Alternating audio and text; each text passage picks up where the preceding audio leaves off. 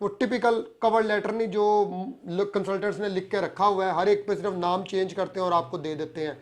इतने हजार वीजा का कोटा था वो उन्होंने पाकिस्तान को दे दिया। आपने इस तरह के लोगों से भी बाज रहना है। आपने खुद जाकर आईआरसीसी की ऑफिशियल वेबसाइट पर चेक करना है क्या ऐसी कोई अनाउंसमेंट कनाडा ने की है।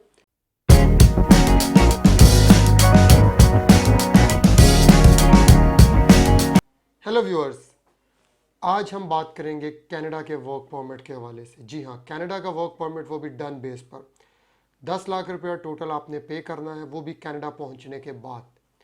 जी हाँ, कनाडा पहुंचने के बाद आपको जो है हमारा बंदा वो क्लियर करवाएगा एयरपोर्ट से, और जब वो एयरपोर्ट से बाहर निकलेंगे फिर आप जो है वो पेमेंट करेंगे।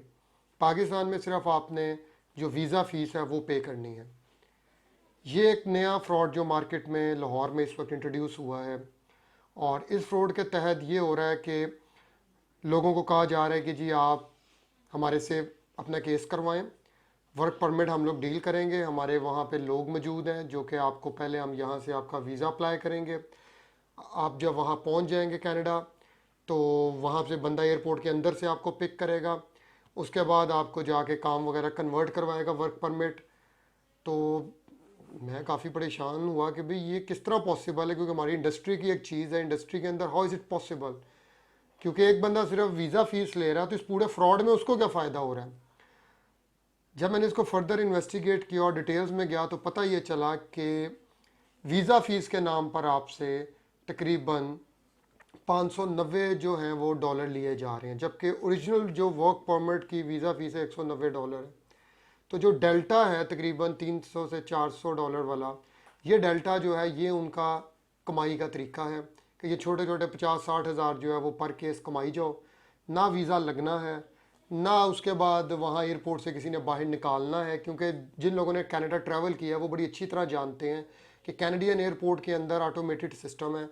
जब आप एयरपोर्ट पे जाते हैं तो वहाँ ऑटोमेटेड मशीन है, उस पर आप करते हैं, लास्ट में एक वीज़ा ऑफिसर बैठा होता है, आप उसके पास जाते हैं, आपको ऑलरेडी वो सारी आपकी डिटेल्स उस कागज़ पे होती हैं और कागज़ आप उसको देते हैं, वो एक आधा सवाल आपसे करता है और उसके बाद वो यस नो करके आपको फाइनल डिसीजन दे देता है। तो हाउ इज़ इट पॉसिबल कि जो कनाडा के अंदर बैठा हुआ इमिग्रेशन ऑफिसर है, ये लोग इतने इन्फ्लुएंशियल हैं कि ये वहाँ से जो वीज़ा ऑफिसर है उससे बंदा बाहर निकलवा लें। ये सिंपली फ्रॉड बातें हैं।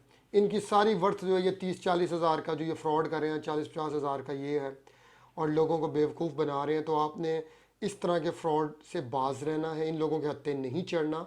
एक चीज़ आपने बहुत सारी यूट्यूब, फेसबुक, इधर टिकटॉक पे सुनी होगी कि कनाडा के अंदर LMI बिकते हैं जो कि इलीगल है, लेकिन स्टिल बिक रहे हैं, और उनकी जो कॉस्ट है वो 30,000 से 60,000 कैनेडियन डॉलर है। तो एक चीज़ जो कनाडा के अंदर 30 से 60,000 डॉलर में बिक रही है, हाउ इज़ इट पॉसिबल कि 10 लाख पाकिस्तानी रुपए तो बनते हैं अप्रॉक्सीमेटली 4,000 कुछ कैनेडियन डॉलर। तो ये किस तरह पॉसिबल है। तो अगेन ये उसी तरह के लोग हैं जो आपको 179B कहते थे जी नहीं लगेगा, आप अप्लाई करें, आपके पास बैंक स्टेटमेंट भी अगर नहीं है तो कनाडा फिर भी वीज़ा रिजेक्ट नहीं करेगा। ये वही टोला है जो आप लोगों को इस तरह जो है वो कर रहा है।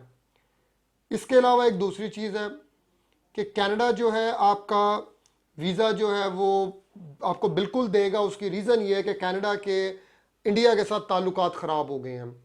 जी हाँ, कनाडा के इंडिया के साथ ताल्लुकात ख़राब हो गए हैं। अब जो वीज़ा इंडिया को मिलते थे वो पाकिस्तान को मिलेंगे। ये दूसरा लॉलीपॉप है जो बेचा जा रहा है। इस लॉलीपॉप में कोई सदाकत नहीं है, क्योंकि आपने खुद जाकर आईआरसीसी की ऑफिशियल वेबसाइट पर चेक करना है क्या ऐसी कोई अनाउंसमेंट कनाडा ने की है।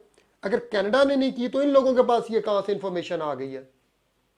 कनाडा ने अभी तक, आज की डेट तक, इंडिया के अंदर अपने ऑपरेशंस बंद नहीं किए। वीज़ाज की क्या रेशियो है, it's too early to say something.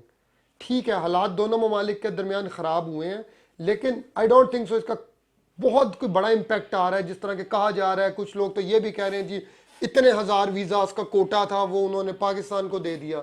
आपने इस तरह के लोगों से भी बाज रहना है। ऐसी कोई सिचुएशन नहीं। कनाडा का वीज़ा आप सिर्फ तब अप्लाई करें जब आपके पास प्रॉपर बैंक स्टेटमेंट है, प्रॉपर आपके पास प्रूफ ऑफ इनकम है कि आपके पास ये पैसा कहाँ से आ रहा है, क्या आप जॉब के ज़रिए ये पैसा कमा रहे हैं या बिजनेस के ज़रिए, इसके प्रूफ आपने देने हैं। अगर कोई प्रॉपर्टी आपके पास है तो उसकी डिटेल्स देनी है, एसेट्स हैं उसकी डिटेल देनी है आपने, एफआरसी, एमआरसी, ये तमाम डॉक्यूमेंट्स अगर आपके पास हैं, उसके बाद आपका एक वो टिपिकल कवर लेटर नहीं जो कंसल्टेंट्स ने लिख के रखा हुआ है, हर एक पे सिर्फ नाम चेंज करते हैं और आपको दे देते हैं।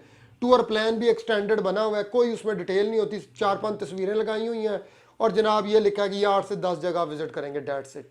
इस तरह के डॉक्यूमेंट्स पर आजकल वीज़ाज नहीं लग रहे। आपने प्रॉपर जो है वो वर्क करना है, ये सारे डॉक्यूमेंट्स आपके प्रॉपर तरीके से जो है वो बने हों, फिर आप वीज़ा अप्लाई करें, then you have a chance to get a visa. क्योंकि इस वक्त कनाडा के ऊपर बहुत ज़्यादा प्रेशर है, बहुत ज़्यादा लोग अनफॉर्चुनेटली ये जो फ्रॉडिया किस्म के नासिर जो टिकटॉक पर यूट्यूब पर है, जो लोगों को गाइड करें वीज़ाज लग रहे हैं, ये हो रहा है वो हो रहा है, इनकी बातों में आके उन्होंने अप्लाई कर रहे हैं, जिसकी वजह से रिजेक्शन रेट इस वक्त क्वाइट हाई है। अपना बहुत ख्याल रखें। अगर आपको professional paid consultancy services required हो, आप हमसे रब्ता कर सकते हैं। Ghazi law associates 4 Mozang road, Lahore, near family hospital. जबकि व्हाट्सएप नंबर है 030471111196। Thank you very much.